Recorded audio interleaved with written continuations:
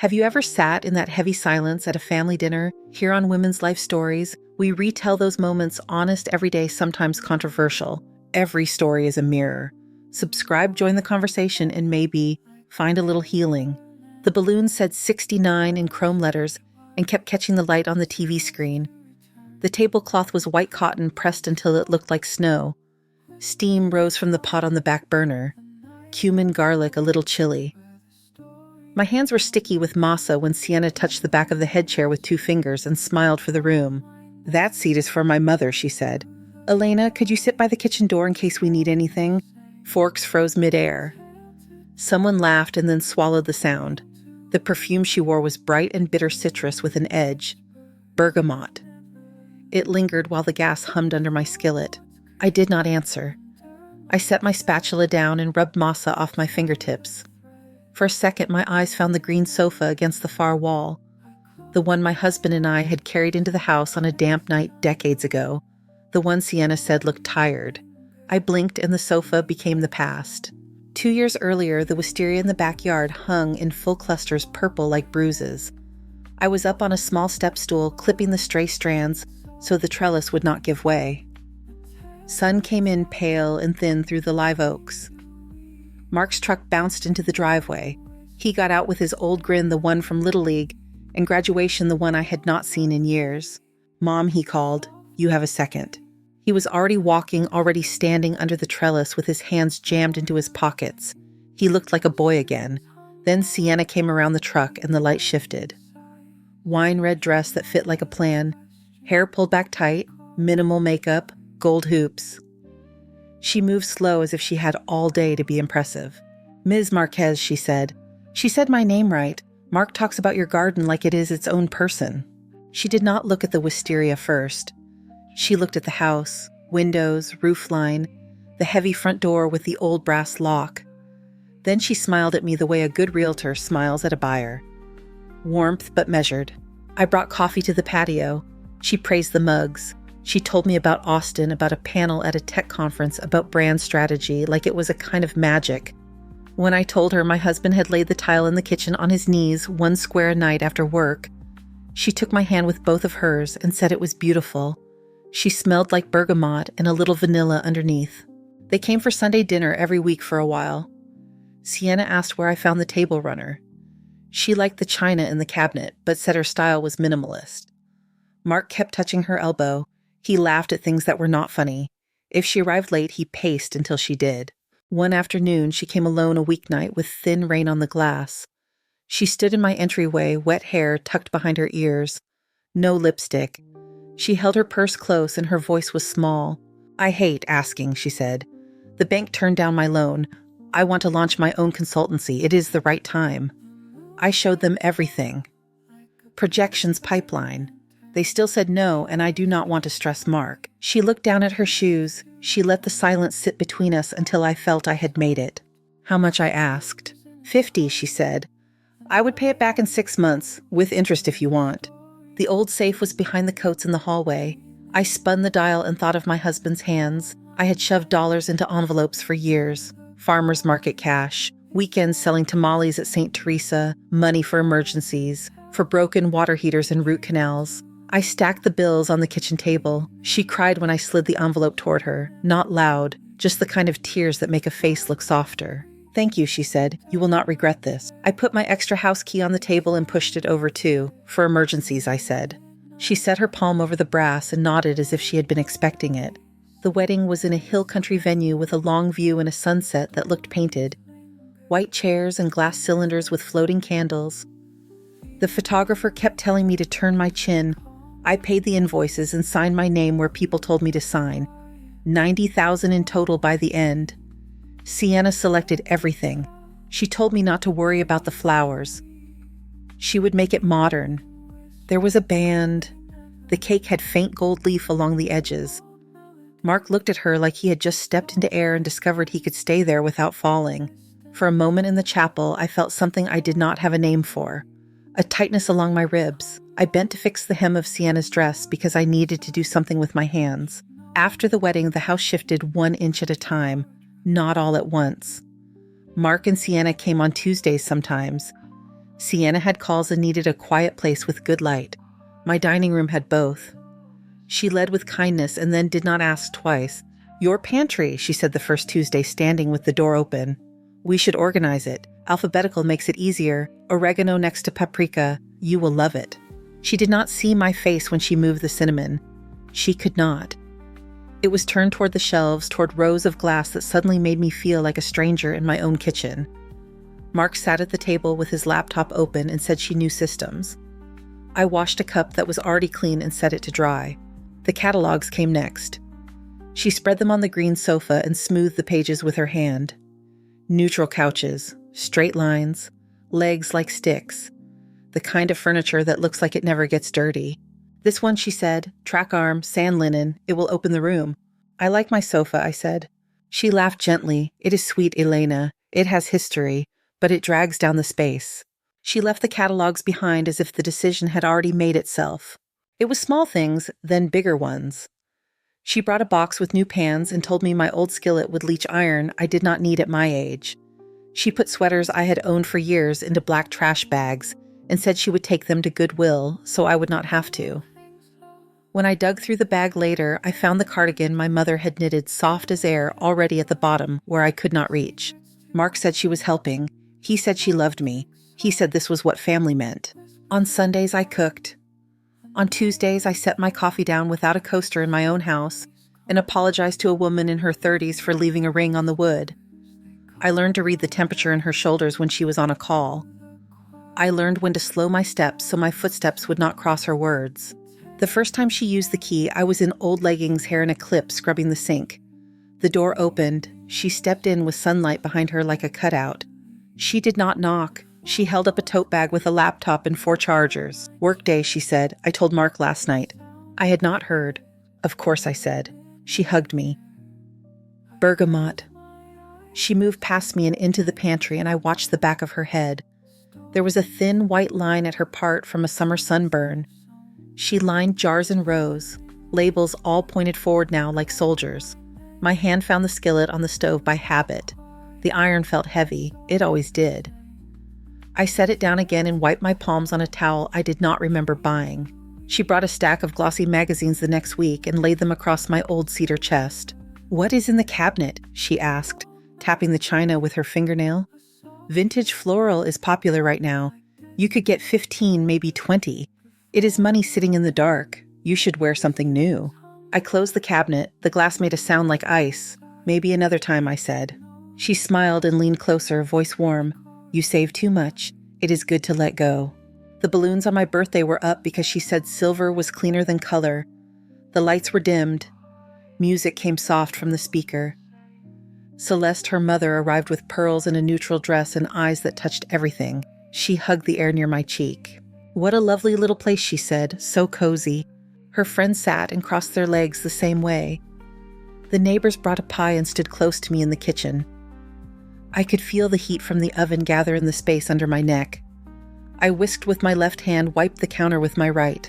Mark came in, kissed my temple, and checked his phone. He smelled like cedar soap. He smiled at Sienna, and she smiled back, and then turned to the table and placed her fingers on the chair again. "That seed is for my mother," she said, same voice as before. "Elena, you do not mind, do you?" The steam from the pot beaded my face. I lifted the lid a little and set it back. I could hear the soft whir of the refrigerator, the click where the compressor caught. I looked at the green sofa. My husband's photograph was on the shelf above it. The frame had a nick on the bottom where it had fallen once during an earthquake that never made the news. I took the spatula and slid it under the tortillas to turn them. A bubble rose in the middle and I pressed it down with the back of the spoon. The room waited. No one talked. The balloons reflected a warped version of me, small and curved and shiny. I put the spatula down. I turned the knob on the stove. The fire went quiet. I reached for the small black button on the speaker and the music died. Sienna's perfume hung in the hush like a new rule. I wiped my hands on my apron and walked toward the table. The front door clicked again. Not a knock. The soft sound of a key in a familiar lock. The door gave that small metal sigh that means a key turned clean. Celeste came in on a ribbon of cool air and perfume that was not bergamot, powder and musk. She lifted her sunglasses to her head and took the room in one measured sweep. "What a turnout," she said. "Sienna, darling." They kissed the air. Mark checked the oven like he knew what to do with it. I moved a stack of plates. Sienna guided Celeste to the head chair and set a linen napkin there like a flag. I took 2 slow breaths and went back to the stove. I turned the tortillas once. I shut the oven door with my hip. My hands felt too clean. This is how it went for months. Little adjustments that changed the shape of the day. On Tuesdays, Sienna began to work from my dining room because my light was good and my internet never dropped.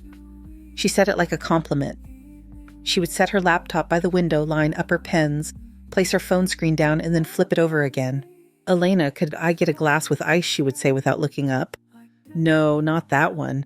The tall one, thank you." She never raised her voice. She did not have to. The voice did the work by being gentle. I started to move quieter.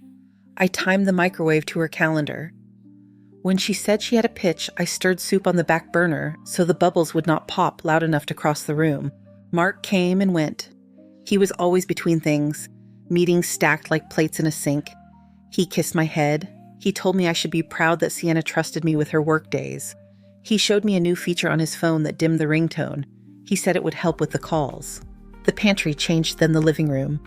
Sienna walked with a catalog balanced on her palm and stopped in front of the green sofa. She smoothed the page with 3 fingers.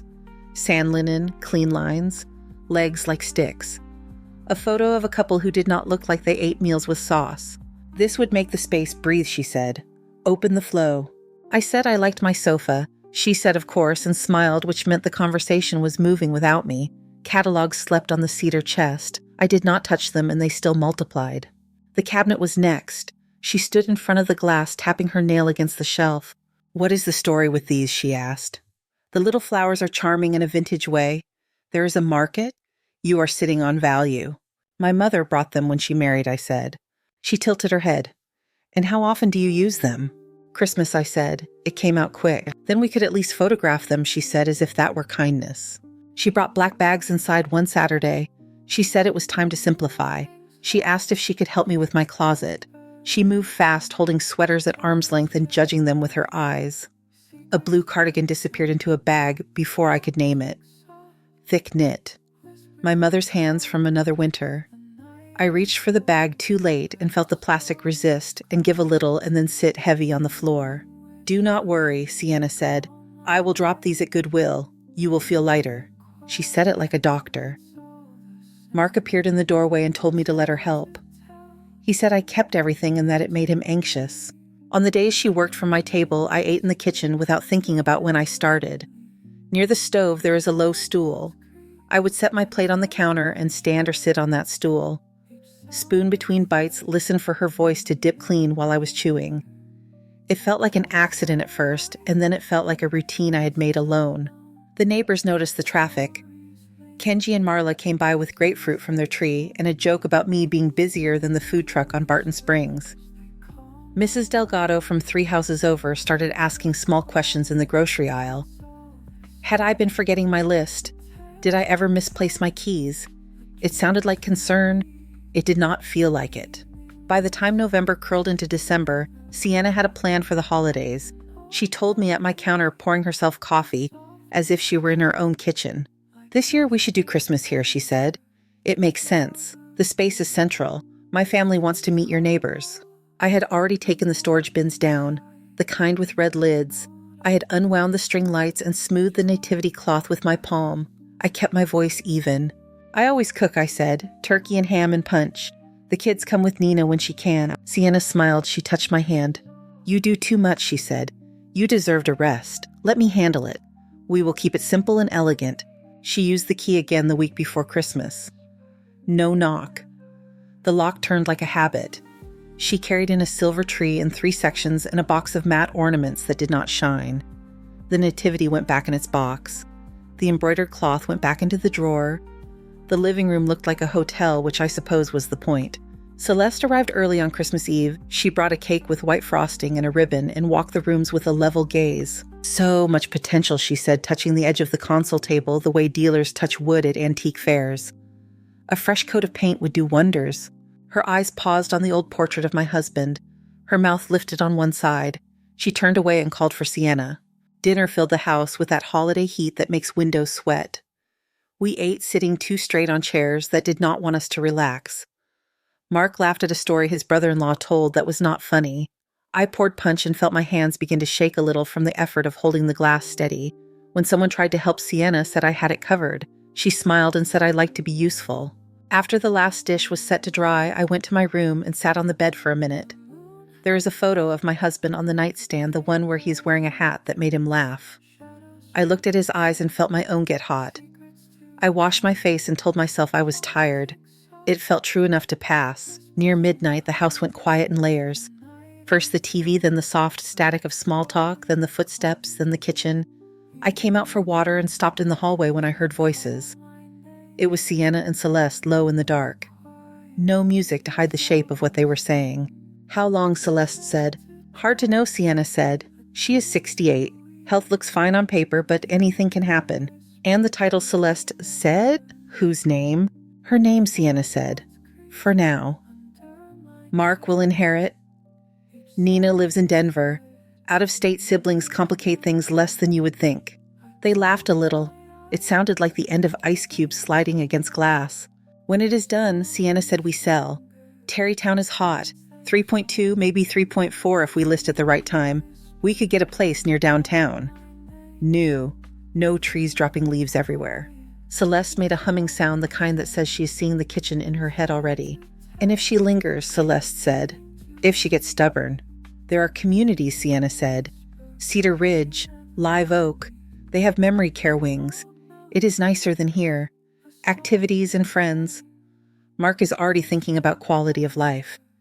He hates the idea of her being alone. Does he hate the idea of letting go of this address, Celeste said. He will adjust, Sienna said. He always does. There was a pause. The refrigerator hummed and clicked. A car went by and cast 2 pale lines through the blinds. You are sure about the timing, Celeste said. We nudge, Sienna said. Just enough. She already forgets small things. A missed appointment here and there. If we help, the pattern along the paperwork writes itself. The glass in my throat dried out. I pressed my hand against the wall to feel something solid. Milk and cinnamon from the earlier pot still hung in the air. The smell made me think of every other Christmas that had ever happened in this house, and then it did not. Do not take risks, Celeste said. That woman has a spine, I can tell. I know how to manage her, Sienna said. She thinks I am saving her from herself. That is the easiest kind to move. I stood there until the cold of the tile came up through the soles of my feet. My palm left a print on the paint. I took one step back and the floor creaked. The conversation paused. Sienna's chair scraped quietly as if she had turned her head. I moved the rest of the way to the sink and filled a glass. I let the water run until it was cold, and then I shut it off. I drank with both hands because the shaking had started. On the way to my room, I passed the green sofa.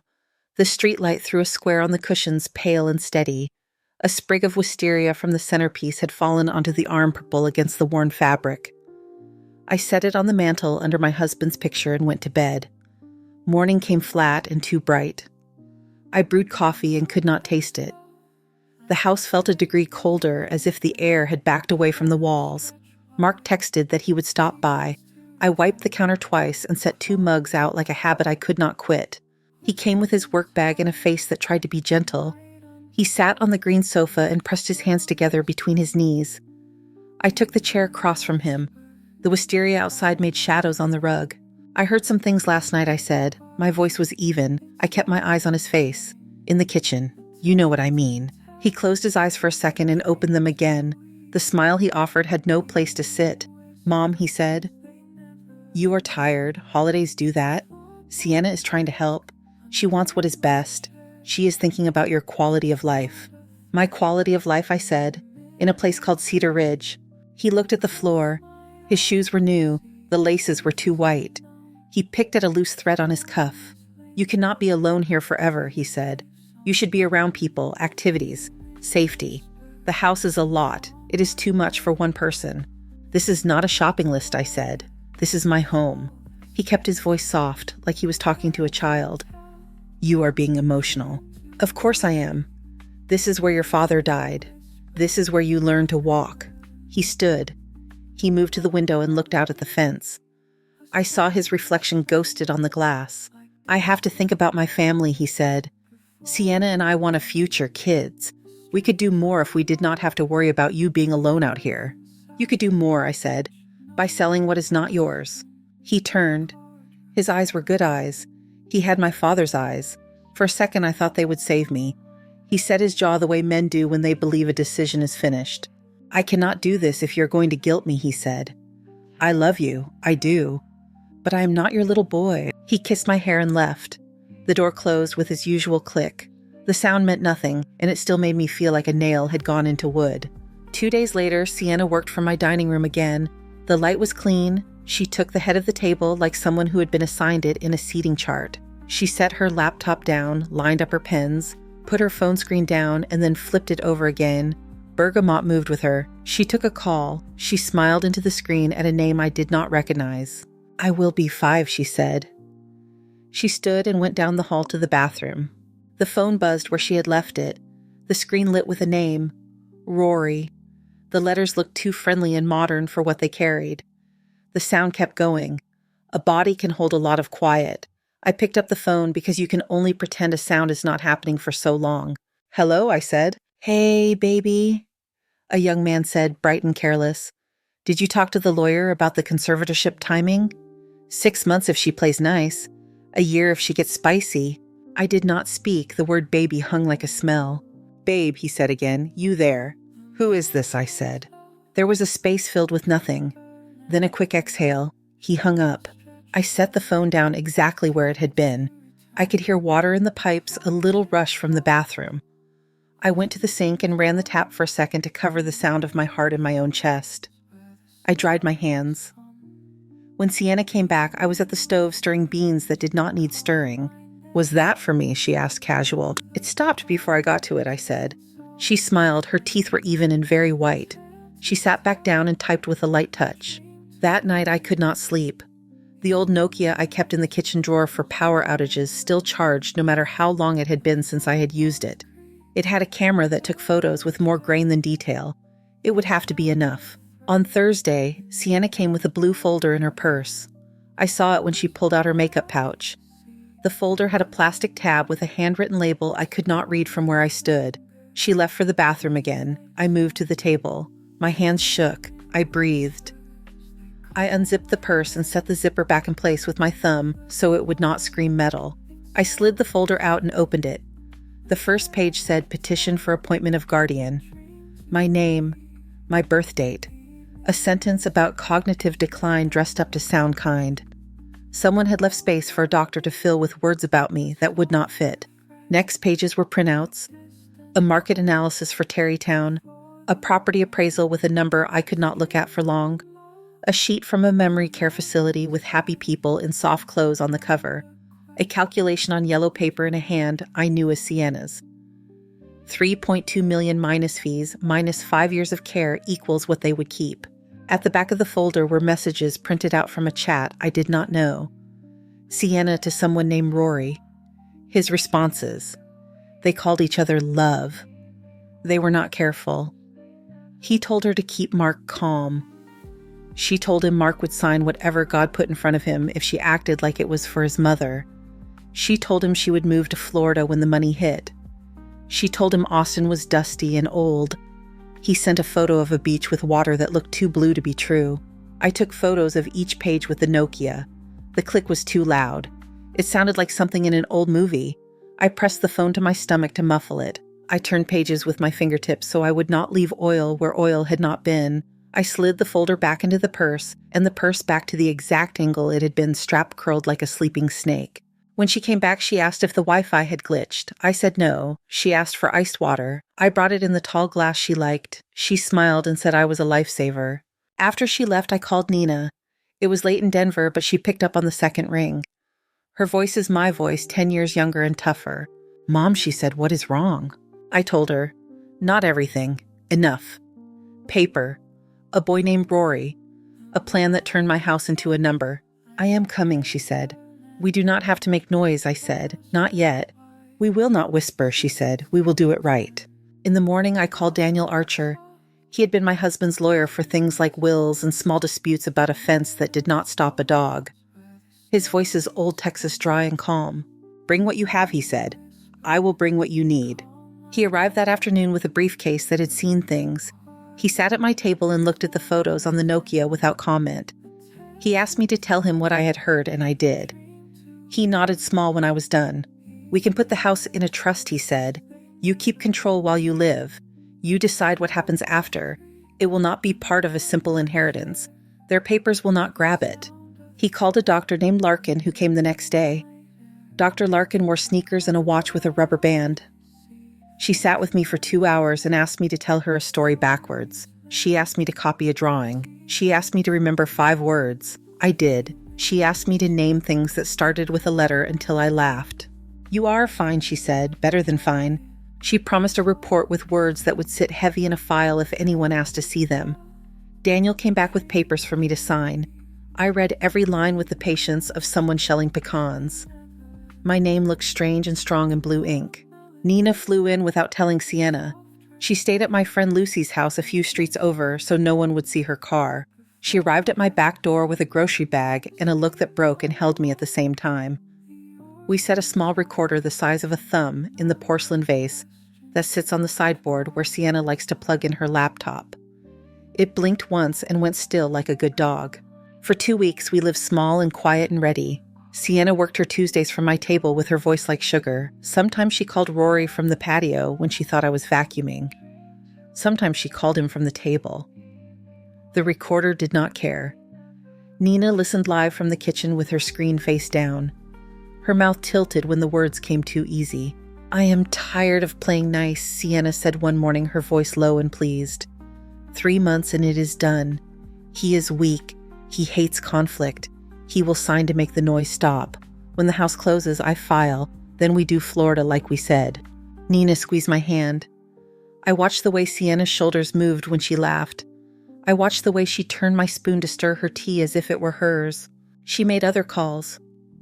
Mrs. Delgado answered a number Sienna dialed and tried to whisper without knowing how. "You just need to say you saw her confused," Sienna said, that she forgot to lock the door. 30 is generous. A pause. A yes that sounded like a nod bigger than a head. The kind of yes people make when they finally step where the floor is not floors anymore. Dr. Larkin sent her report. Daniel filed what needed filing. The house moved into the trust like a ship sliding into water. I slept one night all the way through. On a Thursday, the air felt heavy and wet. Sienna had her tea in a white cup, and she was loose with happiness. Rory's voice on the other end was sunny and fast.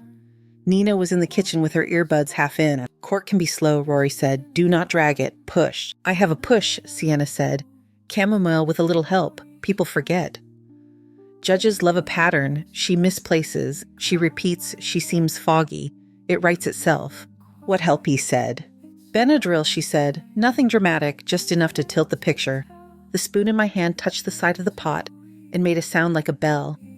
I set it down and stood very still. Nina looked at me and then at the doorway.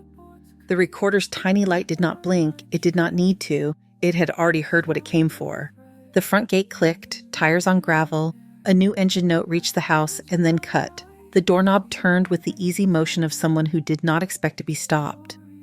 The balloons were caught in the ceiling fan, turning slow. Silver napkins lay like folded birds. I stood with my palms dry now, the stove quiet, the speaker dead. The room waited for someone to breathe first. "It is my house," I said. "Sit." Sienna blinked. The smile returned to her mouth by reflex, then drained. She eased into the headchair as if the wood might bite. Celeste set her handbag in the place where she could touch it without looking. Mark's eyes searched my face and then went to the floor. Nina came in from the hall carrying a serving bowl like a guest. No one had known she was in town. Her hair was pulled back and her hands were steady. Surprised, she said to the room, "I flew in." She put the bowl down and moved to the cabinet under the TV where the remotes live. Her fingers found the cable Archer had left. He had arrived an hour earlier with a briefcase and a calm I could hold on to. He stood in the kitchen doorway, now tie-loose hands in his pockets, a posture that said he belonged anywhere wood met tile. "Before we eat," I said, "we will look at something." Nina clicked the input. The TV found the laptop. The first image was a scanned page with a courthouse seal. Petition for appointment of guardian. My name. The date. A line about cognitive decline dressed like a gentleman in a clean shirt. "What is this?" Mark said. It came out low. He had not meant to be heard. "Context," Archer said in a voice that did not ask for permission. "What you are about to see and hear was obtained in this house with the consent of the owner. It is genuine." Sienna stood fast. The chair legs scraped. "Turn that off. You cannot just show private things." Celeste put a hand on her daughter's arm. It was both a hold and a warning. "Sit," I said again. Nina went to the next slide. A property valuation for Terrytown. A number that looked like a dare. Another page with logos from Cedar Ridge and Live Oak. A list of monthly fees. A pastel photo of two older people in cardigans laughing at nothing. Murmurs moved through the room like a breeze people pretend not to feel. Kenji leaned forward. Marla held his sleeve. Mrs. Delgado pressed her lips flat and looked at the carpet. The air had that heaviness a house gets right before a storm breaks and then refuses to happen. "Mom," Mark said, "let me see that." Nina clicked again. The yellow page with Sienna's handwriting filled the screen. 3.2 minus fees minus 5 years equals what they would keep. The ink had a small smear where a hand had waited too long to dry. Sienna's face stilled. It is a thing the way a person can remove expression like taking off a coat. She turned to Mark with open hands. "This is twisted out of shape," she said. "Your mother is making us into villains. We were planning. Planning is not a crime." "Keep going," I said to Nina. Screenshots replaced the yellow paper. The chat bubbles were not subtle. Names at the top, Sienna and Rory. The tone was easy and affectionate in a way that did not belong in my dining room. Love. Florida. Weak. Sign anything. Austin is tired and old. The beach photo with blue that was not real. The room tightened. Mark's mouth opened and closed with no sound from it. A person learns what they look like when they hear something that splits their life. He was learning it now. "Audio," Archer said. Nina tapped a key. The sound filled the room. Sienna's voice, Rory's laugh, conservatorship timing, judges, patterns, chamomile with help. The word Benadryl soft and almost friendly. There was a collective shift in chairs that made a wooden groan like a ship. "That is not me," Sienna said. "Anyone can cut audio." Archer took a folder from his briefcase and held up a page without handing it over. "Forensic analysis," he said. "Authenticated. Continuous. No edits." Celeste looked at her daughter, and something passed between them that had no use now. "Also, this," Archer said. He placed statements on the table in front of Mark. The bank logos were all clean lines and trust. Applications for credit in Mark's name. Signatures that looked like his if you were not his mother. Balances that stacked until the page felt heavier than paper. Mark did not sit. He could not. He looked taller and smaller at the same time. He flipped a page and another and then had to stop because his hands were shaking. He looked at Sienna as if she were across a river. "Is it true?" he asked. "It is complicated," she said. "We share a life. I make decisions. I move things forward. That is what you love about me." He laughed once, and it sounded like something had come cracked out of him by accident. Nina turned the volume down a notch and played the last clip. Sienna's voice again this time, sweet and certain. Mrs. Delgado tried to whisper. 30 is generous. Elena forgets. She talks to herself. She leaves doors unlocked. The recorder heard the nods. Marla turned to Mrs. Delgado. Her eyes were hard and disappointed in a way that did not need words. Mrs. Delgado looked at her lap. "I will return the money," she said to no one in particular. "I was wrong." "We are not doing this," Sienna said. "We are not holding court in a living room." "We are," I said. "We are holding you to what you chose to do in my house." Celeste stood. Her voice found its winter coat. "Enough. We are leaving." Nina stepped to the front door and leaned against it as if she were considering a breeze. Kenji moved to the kitchen entrance and found something in the drawer that made a small, dull clink when he set it on the counter. "No threats. Just the block in place. You can walk out when we are finished," Archer said. "Mrs. Marquez has a restraining order prepared. She also has a file ready for the county attorney. I am here to offer terms. Sign and leave clean or argue and see what happens." Sienna looked around the room as if a hidden camera would flash and a game show host would laugh and hand her a check. There were only neighbors and family and a TV filled with her own words. She turned back to Mark. "You will not let them do this," she said. It was not a question. He looked at her, and I watched love go out of someone the way a light goes out when the power cuts on a hot day. It is not slow. It is instant. He set the papers down like they were hot. You used me, he said. You used my mother. Get out. The room did not applaud. It does not when a man tells the truth in a room like this. It only gets very still. Sienna's mouth was a straight line now. The softness left her voice. This is ridiculous, she said. That trust will not hold. Judges lean practical. Everyone knows older women get confused. You are trying to trap me with theater. Archer waited for her to finish sounding angry. Then he placed a pen on the table and slid a thin stack toward her with 2 fingers. Divorce, he said. Debt assignment, permanent stay away. No claims on assets. You sign now and you walk out with your shoes on. Your alternative is a different kind of walk. Celeste reached for the papers and read the headings with a speed that said this was not her first time with contracts. She looked at Sienna in a way that made her daughter look smaller. Signed, Celeste. Dete? Geek, Celeste said. Sienna let out one short laugh like she had swallowed something bitter. You pick them, she said to me. Weak sons, nosy daughters, lawyers with time. She picked up the pen. Her hand hovered. She looked at the door and found Nina's face there. She looked at the kitchen and found Kenji not moving. She looked at the TV where her own messages waited for a reason to turn into email attachments with addresses that would not be kind. She signed. Archer did what lawyers do when paper becomes real. He checked the signatures for shape and place. He nodded. He took out another form and a stamped envelope and slid both to Sienna without ceremony. The order takes effect when this is filed, he said. You cannot come within 200 yards of this property or this person. Violations carry teeth. Sienna stood. She reached for her purse and found Celeste had already picked it up. She held it like a purse and like evidence. Sienna turned to me and smiled without warmth. You will die here, she said softly.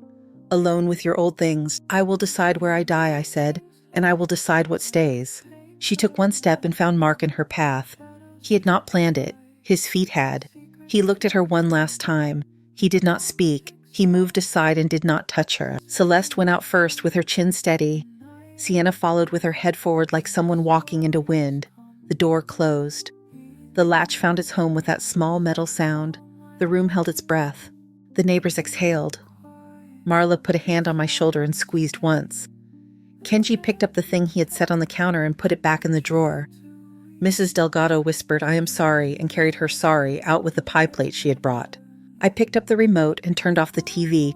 My hand left a print on the black screen as if I had put it there to steady myself. Nina took plates to the sink and ran water that sounded like a river. Archer packed his briefcase. He looked at me and tipped his head an inch. It said good work without words. Mark stood by the green sofa and did not sit. He pressed his palms to his eyes until his knuckles went white. When he dropped his hands, his face looked older. He opened his mouth and closed it like he could not find the right first line. I crossed the room and put my hand on the back of the sofa to keep from putting it on his shoulder. The cushion gave under my fingers. The fabric pulled back into place when I let go. Outside, the wisteria moved in a slow wind that had finally found the yard. Nina turned off the tap. The house was quiet in the good way and the bad way a house can be quiet. Archer cleared his throat and lifted his briefcase. We will file these now, he said. Eat your dinner. He stepped around Mark and went out. The door closed behind him. The latch made that small sound again.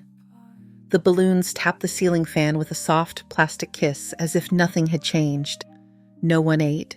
Plates cooled under the low light. The room held that after sound of a storm that never broke. Nina stacked forks. I set the tortillas back on warm and covered them with a towel. The green sofa took Mark's weight when he finally sat elbows on knees, head dropped like a man coming back from a far road. I am sorry, he said. Not loud. The kind of sorry that finds its shape in the mouth and stays there. I do not know how I let it get this far. I stood at the end of the sofa, close but not touching. The fabric had that old cotton feel that remembers hands. I looked at my son until he lifted his head. His eyes were red and clear at the same time. You let someone speak for you, I said. You will not do that again. He nodded. I will fix what I can. Nina poured water and handed him a glass. He drank it like that was a task he could complete. Archer came from the hall with his briefcase, nodded once to me, and slipped out into the night. The latch made its metal sound. The house took a breath. We ate then quietly. Kenji toasted with hibiscus tea a small clink that made everyone smile without forcing it. Marla told a story about their grapefruit tree getting the top blown off one summer and coming back anyway. The neighbors left with plates and quick squeezes of my arm.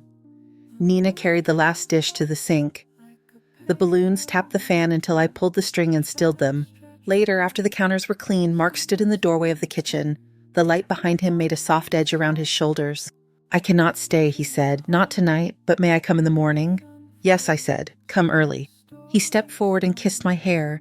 He held there for a second like he was remembering something from when he was small. Then he left. The yard light clicked on and off. The night pressed close in that comfortable way Texas nights do when the heat finally lets go. The morning had good quiet. I made coffee and opened the windows. The house smelled like cumin and lemon and a little bleach. Sun found the spots on the floor that always take it. Nina sat at the table with her knees tucked under her bare feet on the rung like a teenager. She watched the steam lift from her cup. "He will do the work," she said. "He can." "I know," I said. "It will not be fast." The doorbell rang. Daniel Archer did not use his key, even though he had one from years ago when he fed our cat during a funeral. He stood with a single sheet in a plastic sleeve in a brown envelope. "Filed," he said.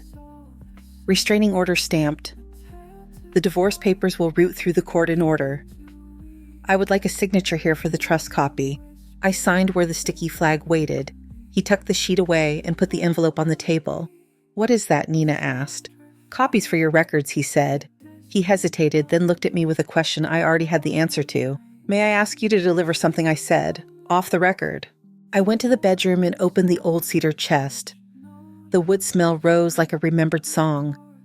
I took out a small box wrapped with twine, the kind I used for cookies at church sales. Inside were neatly banded bills, 50,000, the same number I had taken from the safe on a rainy night. A note lay on top in my hand. "For what you said you would return." I closed the lid and handed the box to Archer. Nina watched me and did not argue. "Make sure she takes it," I said. "I will not speak to her." Archer's mouth tightened in a way that meant he was moved and did not plan to say so. He tucked the box into his briefcase between files. "I will see it done," he said. Mark came before lunch. He looked worn soft at the edges, which sometimes happens when pride burns off. He stood in the kitchen with his hands open. He did not try to make a speech. He told the truth. "Hold the begin. I saw it, I heard it, I knew pieces and looked away. I am ashamed." "Good," Nina said from the table, not unkind. He looked at me. "Will you let me earn my way back?" "You will not earn it with talk," I said. "You will show up when you say you will. You will not let anyone speak to me as if I were furniture. You will decide for yourself." He nodded. He told me he had called a therapist and that he had an appointment. He said the word codependent as if it belonged to someone else and now belonged to him. He laughed once without humor and then stopped. "You will not carry all the debt," I said. "You will carry half. I will carry half. You will get a second job for a while. You will not drown." He swallowed. "Thank you." He went to the green sofa and sat. He looked out at the yard where the wisteria made their purples and whites. His shoulders dropped an inch. He stayed for a long hour without looking at his phone. By afternoon, the house began to return to itself. I took the nativity cloth from the drawer and smoothed it even though the season was over. I put the bowl with the chipped blue rim back on the table. I lifted the skillet from the drawer and rubbed oil into the iron until it took light again. I set the china upright in the cabinet and left the glass door closed and clean. Nina packed to fly the next day. She left a sweater on the back of a chair and kissed my cheek 3 times. She walked backwards down the path, smiling like she could make it last if she kept me in sight. The gate clicked. The sun slid behind the live oaks and turned the yard gold. Days added themselves together. The house breathed. Sienna did not come. Celeste did not call. Mrs. Delgado left a pie on the stoop with a note that said nothing but her name. I watered the beds out back while the cicadas made their slow chorus. The lizards did their push-ups on the fence posts. Pieces small sounds happening in the right order. On a Saturday, Mark arrived with someone new. He did not make an announcement. He simply stood aside and let her step in. "Mom," he said, "this is Paige." She held a plastic container with both hands. Oatmeal cookies with pecans. She wore a white blouse and jeans and shoes that could get dirty without anyone worrying. Her hair was clean and short enough not to catch on anything. She smiled like a person who makes children sit up straighter by asking them questions that make them want to. "Mrs. Marquez," she said, "I have heard about your garden." We stood under the trellis and I showed her where the wisteria knots make the wood swell. She listened. She asked when to prune and why not now. She got soil under her nails and did not apologize. When she left, she wrapped the container in a towel so it would not knock on her knee while she walked. Sundays found their rhythm again. Mark came, sometimes with Paige, sometimes alone. He fixed the sticky hinge on the pantry door without saying so out loud. He changed the filter in the fridge. He sat with his coffee and gave answers that were not about other people. One bright evening, he showed up with a small bag and a look that was not nervous so much as awake. He asked to take the string lights from the cupboard. He asked me to help him plug them into the extension cord and drape them along the fence. Paige arrived as the sun was taking its last hard light. Nina FaceTimed in from her kitchen in Denver. The kids were at the table behind her doing homework and pretending not to listen. The yard took on that soft glow string lights make no matter how new or old they are. Mark led Paige to the spot under the wisteria where the shade is always good. He spoke plain words that did not try to be poetry. He asked a question. She said yes. They stood there with their foreheads together, and the lights made circles in their eyes. Nina whooped. I clapped in that quiet way I clap when I have to keep my hands from my face. Later, after everyone left, I stood in the doorway with my hand on the frame. The room smelled like lemons and the iron pan cooling, and a small sweetness from the cookies. The green sofa pulled the last light into itself. The key hung on its hook by the door. It did not move. Months passed. The paperwork finished its work. Archer brought a slim folder with stamped copies and a page that said the order was permanent. He set it down and did not linger. He asked if my cat still hid when trucks went by. I told him she did. One morning, the bank app lit up with a deposit. $50,000, no name. I called Mark. Did you send this? I asked. Yes, he said, all of it. I signed the last check today. It was my debt to clear. Thank you, I said. I used part of it to have the stove serviced. The tech cleaned the jets and replaced a gasket that had started to crack. When he turned the burners on, the blue ring of flame was even and strong. He complimented the age of the appliance the way some men compliment old trucks. The yard filled itself in again with the slow patience of plants that know how to live here. Kenji brought me seeds for a patch of Mexican tarragon. Marla traded me grapefruit for tamales and made jokes about bartering like pioneers. Mrs. Delgado waved from her porch and left space for me to wave back when I felt like it. On a bright afternoon, I moved the couch a hand's width to the left, the way I used to when I needed the room to feel new without changing anything. The sunlight hit the cushion exactly where my husband liked to sit. I stood in that square and warmed my feet. I went to the kitchen and turned the knob on the stove out of habit. The small tick of gas, the click of the igniter, the ring of blue coming up even. I set the skillet on the flame and waited for the handle to heat just enough to say it was ready. Outside, a breeze moved through the wisteria and knocked a few petals loose. They drifted down and caught on the grass near the steps. The key hung on its hook where I had put it. The house held its shape. The air sat right in the rooms it had always known. I stood there long enough to feel it, then picked up the spoon and stirred. Thank you so much for listening to today's story. If this story resonated with you or made you reflect, I'd love to hear your thoughts, so feel free to share them in the comments below. And don't forget to like, subscribe, and hit the notification bell so you won't miss the next story. I'll see you next time as we continue exploring more journeys and lessons together.